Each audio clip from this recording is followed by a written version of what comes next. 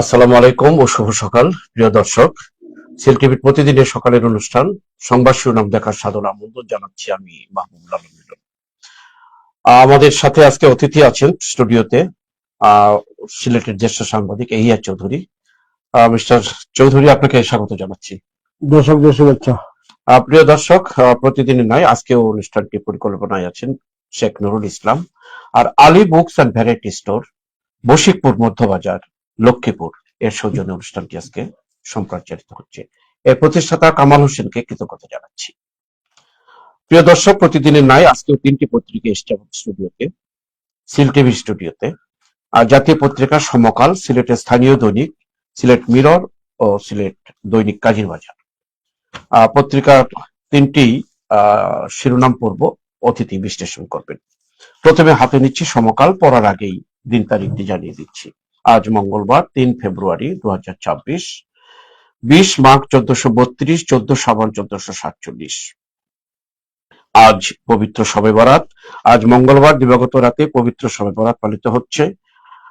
হিজরি শাবান মাসের ১৪ ও ১৫ তারিখের মধ্যবর্তী এই রাত্রি মুসলমানদের কাছে, বাংলাদেশের বিশেষ করে মুসলমানদের কাছে শবে বরাত ও লাইলাতুল বারাত অর্থাৎ মুক্তি ও সৌভাগ্যের রজনী হিসাবে পরিচিত। নতুন সংসদ সদস্যের শপথ পড়াবেন কে? প্রশ্ন। সংসদ সচিব নির্বাচনের পর একটা জটিলতা দেখা দিচ্ছে, এটার একটি বিশ্লেষণ করেছেন এখানে। উপদেষ্টা আসিফ নজরুলের টেবিলে এই সংক্রান্ত নথি, স্পিকারের পদত্যাগ ও ডেপুটি স্পিকার কারাগারে থাকায় সংকট, প্রধান উপদেষ্টার অনুমোদনের পর যাবে রাষ্ট্রপতির কার্যালয়। যিনি সংসদ সদস্যের শপথ পড়াবেন তিনি পরিষদ সদস্যদের শপথ পড়াবেন। তফসিল ১ এও ব্যাখ্যা রয়েছে। অধ্যাপক আলী রিয়াজ, কিছু জটিলতা এবার আছে, এটা ব্যাখ্যা করবেন আপনি। আরো অন্যান্য খবরটা পড়ে শোনায়। অন্তর্বর্তী সরকারের অর্জনের চেয়ে ঘাটতি বেশি, টিআইবির প্রতিবেদন। মব নিয়ন্ত্রণ করতে না পারলে নির্বাচনে প্রভাব ফেলবে। রপ্তানি কন্টেইনার জমেছে ৮৯,০০০, খালাস কম, ৭০% খালাস। বিএনপিকে এবার লাল কার্ড দেখাবে জনগণ, জনসভায় জমাতে আমি। ভোট গণনায় দেরির উসিলায় সুযোগ দিলে প্রতিরোধ করুন, জনসভায় তারেক রহমান। শেখ হাসিনার নামে ৬৬৩ মামলা, হত্যার ৪৫৩টি, আওয়ামী লীগের নেতৃবৃন্দের বিরুদ্ধে ৪,০১৭ আসামি। এই ছিল মোটামুটি সমকালের প্রথম পাতার খবর। শেষ পৃষ্ঠা পড়ে শোনাচ্ছি। সমকালের শেষ পৃষ্ঠায় আবারও ভোটের খবর। ভোট কেন্দ্রে পাহারা দেব, কেউ যেন হাঁস চুরি করতে না পারে। ব্রাহ্মণবাড়িয়ার সংসদ সদস্যতে আঞ্চলিকতার বাড়তি সুবিধা পাচ্ছেন রবিন ফারহানা। বিএনপির সমর্থিত প্রার্থী জমিয়তের হাবিব চ্যালেঞ্জে। আরো একটি খবর, পরীক্ষা ফিরেছে প্রথম ও দ্বিতীয় শ্রেণীতে, যেটা পরীক্ষা প্রথম দ্বিতীয় শ্রেণীতে না করার ইচ্ছা ছিল বিগত সরকারের, এটা আবার ফিরানো হয়েছে। আরো খবর, ১২ কেজির এলজিপির দাম বাড়লো ৫০ টাকা, আরো ৫০ টাকা এলজিপি গ্যাসের দাম বাড়লো। শেখ হাসিনাকে ছাড়াই সম্পর্ক এগিয়ে নিতে হবে, ইউএ কে সাক্ষাৎকারে মির্জা ফখরুল। ক্যান্সার হাসপাতালে ৪১% রোগী হয়রানির শিকার, বিশ্ব ক্যান্সার দিবসে কাল। এই ছিল মোটামুটি জাতীয় পত্রিকা সমকালের প্রথম পাতা শেষ পৃষ্ঠা। আসছি অতিথির কাছে খবর বিশ্লেষণের জন্য। এই সংসদ নিয়ে যে একটা জটিলতা, এটা নিয়ে শুরু করতে পারেন। সংসদ সদস্যদের শপথ পড়াবেন কে? প্রশ্নবোধক জন্য। সর্বপ্রথমে আমরা বলছি আজ পবিত্র শবে বরাত। জি। ইসলাম ধর্মের অন্যতম পবিত্র কোরআন শরীফে এসেছে পবিত্র শবে বরাত। এই দিন নিয়ে আমরা আসলে বিশ্বের বিভিন্ন দেশের পাশাপাশি আমাদের দেশেও বিশেষ করে উৎসবের আমেজ বলা ছিল যে ওই দিন আমরা ধর্মীয় ভাবগম্ভীর যেটা চাইবো সেটাই আমরা পাবো। এবং শবে বরাতকে সামনে নিয়ে বিভিন্ন প্রতিষ্ঠান, পার্সোনালি পারিবারিকভাবে মিলাদ মাহফিল সহ দোয়া মাহফিল বিভিন্ন কিছু হচ্ছে। এবং আজ দিন গত রাত্রে শবে বরাতে যারা চলে গেছে তাদের কবর জিয়ারত হবে এবং নফল নামাজ পড়া হবে। বিভিন্ন ভাবে ধর্মীয় আমেজটা আসলে আছে এবং রোজা মাসের প্রস্তুতি বলা চলে। রোজার প্রস্তুতি, সুন্দর কথা। মানে এই যে প্রস্তুতিটা, এবং আমরা আশা করবো জনপ্রাণ মুসলমানরা এই ব্যাপারে আরো সচেতন হবেন। এবং যুব সমাজ বিশেষ করে আমার মোবাইলে চলে গেছে, এটা বাদ দিয়ে ধর্মের দিকে যদি আমরা আসি, বা মোবাইলে ধর্মের জিনিস দেখা যায়। আজ পবিত্র সহবরাতের সবার রোগ মুক্তি এবং সুন্দর একটা দেশ গঠনে আমরা সবাই সুস্থ হবো সেই প্রার্থনা করছি। আর সংসদ নির্বাচনে হুম। নতুন সংসদ সদস্যের শপথ পড়াবেন কে, এটা আসলে আমরা বিভিন্ন সময় দেখেছি মন্ত্রী পরিষদ সচিব পাঠ করার শপথ এবং প্রধান বিচারপতি শপথ করার, কিন্তু এইবারে যে ব্যাপারটা হচ্ছে আমাদের এই সংস্কার কমিটির আলী রিয়াজ বলেছেন এটা কোনো সমস্যা হবে না, এটা স্পিকার ডেপুটি স্পিকার কেউই তো নাই এখন। কিন্তু আসলেই রাষ্ট্রপতি আছেন, স্পিকার পদত্যাগ করেছেন, কিন্তু সংবিধান পার্লামেন্ট স্থগিত হয়ে গেছে, নাই। কাজে এই কারণে জটিলতা, তবু আমরা আশা করবো এই অবস্থা কাটিয়ে উঠবেন যাতে কোনো জটিলতা না হয় এবং আইন সিদ্ধ ভাবে সেটা করা হয়। এবং অধ্যাদেশের মাধ্যমে রাষ্ট্রপতির অধ্যাদেশের মাধ্যমে একটা সংস্কার করা যেতে পারে কিভাবে শপথ হবে। রাষ্ট্রপতি অধ্যাদেশ দিলে কিন্তু একটা রোগ দিলেই হয়ে যাবে। একটা বাৎসরিক ইয়ে আসছে, অন্তর্বর্তী সরকারের অর্জনের চেয়ে ঘাটতি বেশি, অর্থাৎ দেশের জুলাই রাজ্যে নিচের দিকে আসছে। জুলাই আন্দোলনের ফসল আমরা জবাব জাতীয় আশা করেছিল, আসলে সে কিছুই হয় নাই।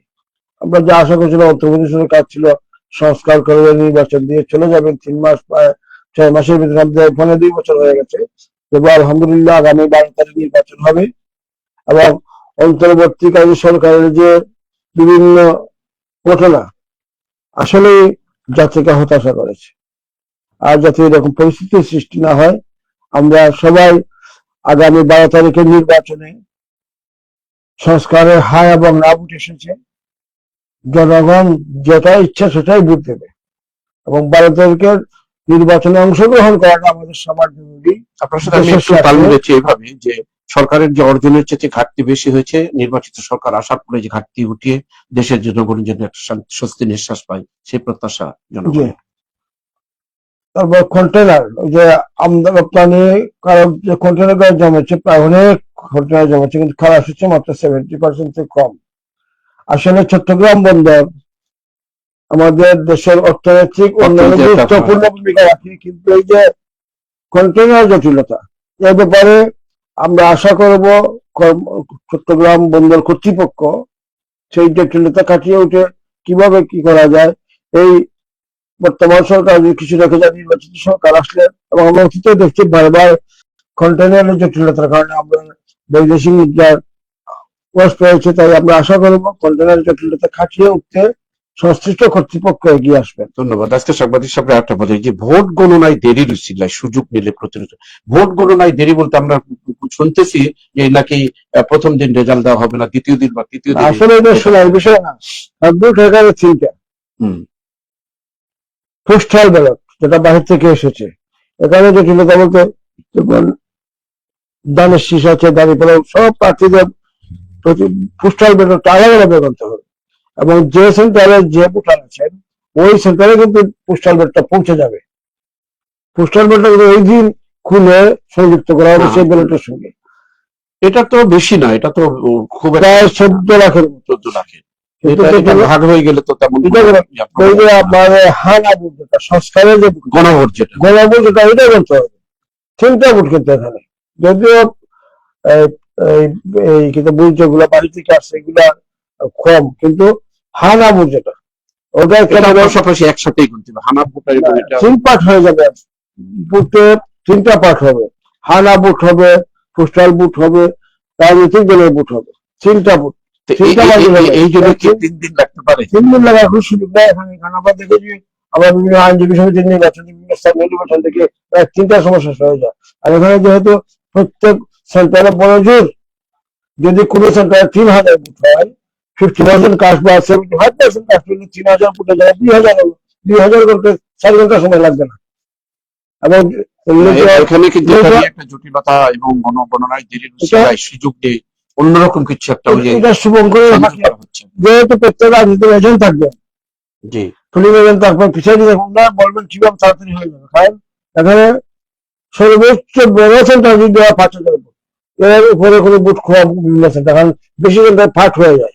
কাজে এখানে দেরি হওয়ার কোনো সম্ভাবনাই নেই। এই সন্দেহটা কি এটা হলো- কি আপনি একজন সাংবাদিক হিসেবে মনে করেন যে একটা সন্দেহ করছে যে রাজনৈতিক নেতারা? এটা রাজনৈতিক নেতারা সন্দেহ, সাধারণ মানুষের সন্দেহ করছে যে আসলে কি। আমরা অতীতে দেখেছি নির্বাচনে চিন্তা করতে টেলিভিশনে বলা হয়েছে অমুক পাস, তো হঠাৎ করে এটা স্টপ করা হয়েছে, দূরে ফলাফল দেওয়া হয়েছে। আচ্ছা, রেজাল্ট ইঞ্জিনিয়ারিং ঘটে যেতে পারে। কাজে আমরা আশা করবো 2018 ভাবে ভোট করেছে এই পাস করেছে তমুক, 2091 আমরা দেখলাম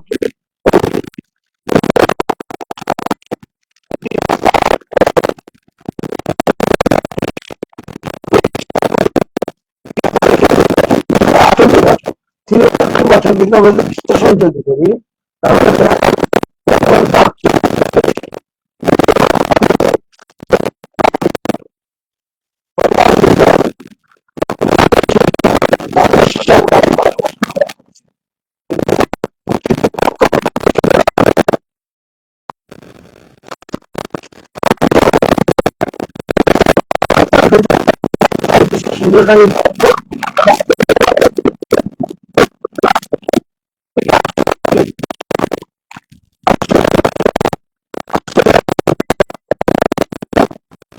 গণনার উসিলায় যেন অন্য কিরকম না হয় ইনশাআল্লাহ আমরা করি না সেই শেষ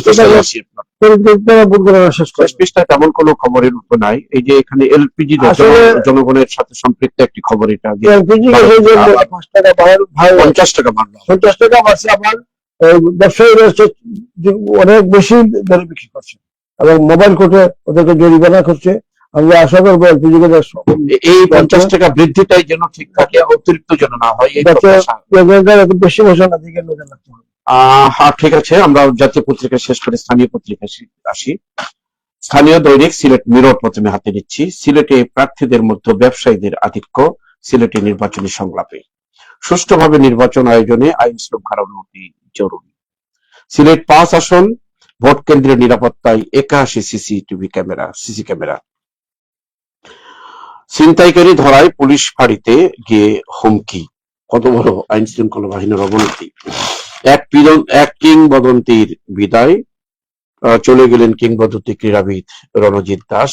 আসলে রণজিৎ দাস মানেই খেলার একজন ব্যক্তি, এই ব্যক্তি আর নাই। আমার তার রুহের বিধেয় আত্মার মাগফিরাত কামনা করি, শান্তি কামনা করি। পৃথক সড়ক দুর্ঘটনায় শিশু সহ 3 জন নিহত। 40 বছর পর মন্দিরের জমি দখল মুক্ত। মুক্তাদিরের পক্ষে ভোট চাইলেন আরিফুল হক চৌধুরী। সব হেভিওয়েট নেতারা এক হয়ে একজনের প্রার্থীর পক্ষে ভোট চাচ্ছেন এখন। গণসংযোগকালে মাহমুদুল হাসান, সিলেটের সঙ্গে বৈষম্য মেনে নেওয়া হবে না। বিশ্বনাথে জনসভায় লোনা, আগামী নির্বাচন অস্তিত্ব গণতন্ত্র রক্ষার লড়াই। মহিলা সমাবেশে মৌলানা হাবিব, নারীদের নিরাপত্তা নিশ্চিতে জামাত প্রতিশ্রুতিবদ্ধ। এই ছিল প্রথম পৃষ্ঠা। শেষ পৃষ্ঠায় আসি। সিলেট মিররের শেষ পৃষ্ঠা। জামাত আমিরের আগমন উপলক্ষে প্রচার মিছিল। বিএনপির বিরুদ্ধে অভিযোগ তুলে 2 নেতার পদত্যাগ। ভারতকে হারিয়ে টানা 2 জয় বাংলাদেশ দলকে অভিনন্দন। সিলেট 5 আসন নদী ভাঙ্গন রোধে স্থায়ী সমাধান করব ওবায়দুল ফারুক। সিলেট 3 আসন আধুনিক ও জুলুম মুক্ত জনপদ গড়ে তুলব পথসভায় মোসলেউদ্দিন রাজু, ঐক্যজোটের নেতা। বিএনপির এটা হচ্ছে ইয়ের সাথে ঐক্য জোটেছে, জামাতের সাথে ঐক্য জোটে। মানুষের সেবা করতে প্রবাস জীবন ছেড়ে দেশে এসেছে সিলেট 3 নম্বরের প্রার্থী এম এ মালিক। জবাবদিহিমূলক রাষ্ট্র ব্যবস্থায় উন্নীত করা বিবেকের দাবি, কর্মশালায় বিভাগীয় কমিশনার। সিলেট 3 আসনে নাগরিকের মৌলিক চাহিদা পূরণে আমি অঙ্গীকারাবদ্ধ, ময়নুল বাকর। এই ছিল মোটামুটি আরেকটি খবর। সিলেট 5 আসনে বৈষম্যহীন শান্তির জনপদ হিসাবে গড়ে তুলব পথসভায় মূর্তি আবুল হাসান। আরেকটি পড়ে আসছি আপনার কাছে। সিলেট 5 আসনে আরেকটি প্রার্থী চাকসু মামুনের বক্তব্য, অধিকার আদায়ের প্রশ্নে কম্প্রোমাইজ করবেন না। সব ম্যাক্সিমামই ভোটের খবর। ভোটের খবরগুলো এটা যে সিলেটের একটা শনাক্ত করা হয়েছে, যারা প্রার্থী হয়েছে ব্যবসায়ীরা আধিক্য। কি বলবেন এই ব্যাপারে? আসলে আমাদের দেশের রাজনীতিবিদের চেয়ে ব্যবসায়ীরা রাজনীতিকে নিয়ন্ত্রণ করছেন, আর এই সুবাদেই কিন্তু ব্যবসায়ীরা দলের টিকিট নিয়ে আসছে। রাজনীতিবিদরা যখন মাঠ ছেড়েছেন, ব্যবসায়ীরা যখন রাজনীতি এসেছেন, পার্লামেন্ট সদস্য হচ্ছেন, তখনই আমাদের দেশের রাজনীতি একটা বারোটা বেজে গেছে। রাজনীতিবিদে আসবেন, হ্যাঁ ব্যবসায়ীরা আসবেন, কিন্তু ব্যবসায়ীদের বিরুদ্ধে কোনো কথা নেই, কারো তো নিষেধ নাই। না, কিন্তু ব্যবসায়ীরা আসবেন, কিন্তু রাজনীতিবিদের টিকিট দেওয়ার ব্যাপারে রাজনীতিবিদ সেটা বিচার করেন যে উনি রাজনীতিবিদ এবং ব্যবসায়ী। দেখা যায় অনেক ব্যবসায়ী আছে রাজনীতির সম্পৃক্তই নাই, নির্বাচন আসলে উনি ঠিকই টিকিট নিয়ে এই ধরনের ব্যবসায়ীদেরকে আসলে এই রাজনৈতিক দলগুলো ব্যাপারে সতর্ক থাকা উচিত। মনোনয়ন দেওয়ার সময় নমিনেশন যখন দলের পক্ষ থেকে দেওয়া হয় তখন ওনার ব্যাকগ্রাউন্ড দেখা উচিত, পারিবারিক অমুক এমপি ছিলেন ওনার ছেলে এমপি হয়ে যাবে এইরকম না, যাতে উনি মাঠে কাজ করেছেন কিনা ওগুলা দেখা উচিত। এবং আমরা আশা করব, এবং সিলেটের এই যে ব্যবসায়ী হওয়ার কারণে কি খারাপ টাকারও চলাচল হওয়ার সম্ভাবনা রয়েছে। ব্যবসায়ীদের দিকে এখন নির্বাচনে খারাপ টাকার চলাচল হয়েছে, কিন্তু আমরা দেখেছি এই দেশের অন্য যেমন যারা টাকা দিচ্ছে মানুষ, মনীষা মাটির ব্যাংক ব্যাংকে গতকাল পর্যন্ত 5 লক্ষ টাকা উঠেছে, পাবলিক দিচ্ছে টাকা। এই যে এই কালচারটা নিয়ে আসা উচিত আমাদের রাজনীতিতে ভোটের সময়, যে পাবলিক দিচ্ছে। ভোটের বাইরে দুটি খবর আছে আজকের অতিথিকে বলছি, যে একটা হচ্ছে কিংবদন্তির বিদায় সিলেটের খেলোয়াড়, সড়ক দুর্ঘটনায় শিশু সহ 3 জনের মৃত্যু। এটা ভোটের বাইরে আমাদের সিলেটের ফুটবলের রাজা বলতে পারেন, 1932 জন্মগ্রহণ করেছেন, 2026 উনি আমাদের ছেড়ে চলে গেলেন। ওদের খেলার মাঠ ধরে গোলকিপার ছিলেন, মোহনবাগানের খেলায় খেলেছেন এবং তৎকালীন পাকিস্তানের জাতীয় টিমেও দায়িত্ব। আসলে ওনার জীবন নিয়ে আলোকপাত করতে হলে অনেক সময় প্রয়োজন, এবং গতকাল সিলেটবাসীর পক্ষ থেকে কেন্দ্রীয় শহীদ মিনারে তাকে শেষ শ্রদ্ধা নিবেদন করা হয়েছে, এবং রাত্রে মহাশ্মশান শালীমন্দির সন্তান সম্পন্ন হয়েছে।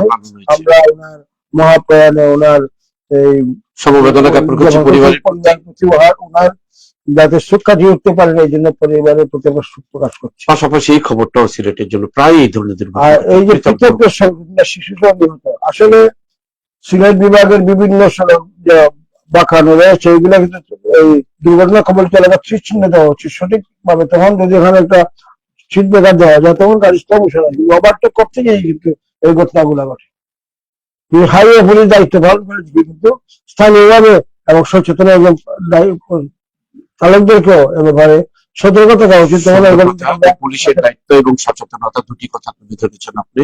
আরেকটি সাংবাদিক ভাই, এই যে 40 বছর পর মন্দিরের জমি দখল বন্ধ, অর্থাৎ এই ধরনের কিছু কিছু ঘটনা কিন্তু আসলে আইনের শাসন, ভূমি আইন খুব জটিল। 40 বছর হওয়ার তো কথা ছিল না, এই ভূমি আইনকে সংস্কার করা উচিত। ভূমি আইন সংস্কারের এই যে আমরা দেখছি যে ভূমি আইন দেওয়া মামলা শুরু হলো, বছরের পর বছর দাদি নাতা পুঁতি সব 40 বছর পর হয়তো যারা মামলা করে তারা বেঁচেও নেই, হয়তো বেঁচেও নেই। কিন্তু আমরা আশা করবো ভূমি এই সংস্কারের সঙ্গে ভূমি সংস্কার শেষ পৃষ্ঠায় আমি একটা খবর পড়ে শেষ করবো আর কি। জবাবদিহিতামূলক রাষ্ট্র ব্যবস্থায় উন্নীত করা বিবেকের দাবি কর্মশালা বিবেক সেই খবর পড়ে আমরা অন্য পত্রিকায় বিবেক বিষয়ে যে কথাটি বলেছেন গুরুত্বপূর্ণ, কিন্তু একটা জিনিস লক্ষ্য যে সরকারের পরিবর্তন হয়ে দলের পরিবর্তন, আমরা কোন পরিবর্তন হয় আমরা বলেছেন আমরা আমাদের স্বার্থেই থাকি। সংস্কার করতে দেখেন আমরা কি বিরোধিতা করতেছি, বক্তব্য তো ঠিকই নেতা মতো দিচ্ছে না আমরা, কিন্তু নেতাদেরকে বলবো বিধিসম্মত সাইন করা যাবে না, এই দেশটা আমরাই চালাচ্ছি, কিন্তু আমাদের কোনো পরিবর্তন হচ্ছে না। স্বাধীনতা উত্তর বাংলাদেশ সংবিধান উল্লেখ ছিল জনমানুষের রাষ্ট্রগুলো, কিন্তু আমরা কি দেখছি? সেটাই, আমরা মুক্ত বাংলাদেশ চাই, আমরা নেতার কথা প্রশাসন এইবার সংস্কার হওয়া উচিত, কিন্তু ওনারা যা বলে তখন নেতাদের ফাঁসফাসের জন্য যান এমপি সাহেব, ওনারা তো অনেক কিছু ধারণা এই বক্তব্য জন্য দাবিটা আদায় যেন হয় বাস্তবতা, আমরা তাদের জটিলতা আমরা এই সংস্কার বিরোধিতা করতেছি। সাংবাদিক ভাই, আরো একটি পত্রিকা রয়েছে আমাদের হাতে, কাজীর বাজার। দৈনিক কাজীর বাজারের তফসিল ঘোষণার 36 দিনের মধ্যে 15টি রাজনৈতিক হত্যাকাণ্ড সংঘটিত হয়েছে, একটি জরিপ আসছে। রমজানে একটা জনগণের জন্য গুরুত্বপূর্ণ একটি খবর আসছে পত্রিকায়, রমজানে মাংস, দুধ ও ডিম বিক্রি করবে সরকার, স্বল্প মূল্যে এটা বিক্রি করবে, এটা যেন সঠিকভাবে বিক্রি হয় এবং জনগণ যেন পায় যেটা তাদের প্রয়োজন যাদের। শেখ হাসিনার 10 বছর, রেহানা 3 বছর সন্তানের, রেহানা 3 বছরের সন্তানদের 4 ও 7 বছর করে কারাদণ্ড, প্লট বরাদ্দ দুর্নীতির অভিযোগে মামলার এই রায়। আরো খবর, আগামী বাংলাদেশের জবাবদিহিমূলক রাষ্ট্র ব্যবস্থা খবরটি একটু পড়েছেন, বিশ্লেষণ করেছেন আপনি। নবীগঞ্জে সরকারি খাস জমি উদ্ধার, শেষ পৃষ্ঠার কিছু খবর। শেষ পৃষ্ঠায় ভোটাধিকার সুরক্ষা করা আনসার ও ভিডিপি সদস্যদের প্রধান দায়িত্ব, ব্রিগেডিয়ার জেনারেল মামুনুর রশিদ। সুনামগঞ্জ 3 আসনে জমে উঠেছে নির্বাচনী আমেজ। গণতন্ত্র পুনরুদ্ধারের ভোট ও দোয়া চাই, এম এ মালিক। ঘরে বাইরে নারীদের সর্বোচ্চ নিরাপত্তা নিশ্চিত করতে জামাত প্রতিশ্রুতিবদ্ধ। খন্দকার মুক্তাদিরের পক্ষে সাবেক মেয়র আরিফুল হক চৌধুরী সহ সাবেক জনপ্রতিনিধির সংযোগ। এই ছিল মোটামুটি ভোটের খবর দিয়ে কিন্তু আমরা পরে শুরু করেছিলাম, শেষ করছি আর কি। আসলে আমাদের ভালো লাগছে সিলেটকে আরিফুল হকের নেতৃত্বে সব প্রার্থীরা গতকাল আম্বখানায় গণসংযোগ করেছেন এবং যে ভিতরে ভিতরে যে সংস্কার যে দুয়াশা ছিল তা খেটে উঠেছে সিলেট এবং তাদের মধ্যে একটা সম্প্রীতি কিভাবে মহিলা সমাবেশে বলেছেন মহিলাদের নিরাপত্তার ব্যবস্থা করবেন। অপরদিকে সুনামগঞ্জ তিনে প্রবাসীরা মাঠে নেমেছেন। আমরা আশা করব এই বুথ সুন্দর হবে, সংস্কার হবে। আর তফসিল 34 জনের হতে যে আত্মহত্যা হয়েছে 34 জনের মধ্যে। আসলে আমরা বলবো নির্বাচনী কেন্দ্রে সংশ্লিষ্ট কোনো রাজনৈতিক হত্যাকাণ্ড ঘটেছে। জি, আমরা আশা করব প্রত্যেক রাজনৈতিক দলের নেতা কর্মীরা আরো সুস্থ থাকবেন, ঘোষণা দিবেন, কর্মীদেরকে সহিষ্ণুভাবে না হয় না বিভিন্ন করতেই পারে। এই ঘটনা থেকে সবাই বেরিয়ে আসবো। আমাদের তুলনামূলকভাবে আমরা বলবো যে আগামী 12 তারিখে পূর্বে সব লেভেল প্ল্যান হয়, প্রতি সেন্টারে যাতে নিরাপদে ভোট দিতে পারেন। আমাদের প্রত্যেক প্রার্থীদেরকে তাদের কর্মীদেরকে যদি অনেক অনেক ধন্যবাদ। আমরা সময়ের জন্য পাচ্ছি না, আর সংগঠিত হোক, আর কোনো হত্যাকাণ্ড যেন সংগঠিত না হয়, সুষ্ঠু নির্বাচন এবং সুন্দরভাবে এটার পরিসমাপ্তি ঘটুক। আর হত্যাকাণ্ড আমরা চাই না। নির্বাচনের জন্য এই খবরগুলোর মধ্য দিয়ে যেন আমরা আইন শৃঙ্খলা বাহিনী আরো সজাগ হয়ে নির্বাচনের জন্য কোনো হত্যাকাণ্ড সংঘটিত না হয়, সেই আশা ব্যক্ত করে আজকের এই পত্রিকা পড়া এবং আজকের সুন্দর বিশ্লেষণ এখানে আমরা শেষ করছি। প্রিয় দর্শক, শেষ করার আগে বলছি যে আমাদের Ali books and variety store, তাদেরকে আবার কৃতজ্ঞতা জানিয়ে আজকের অনুষ্ঠান এখানে শেষ করছি। আল্লাহ হাফিজ।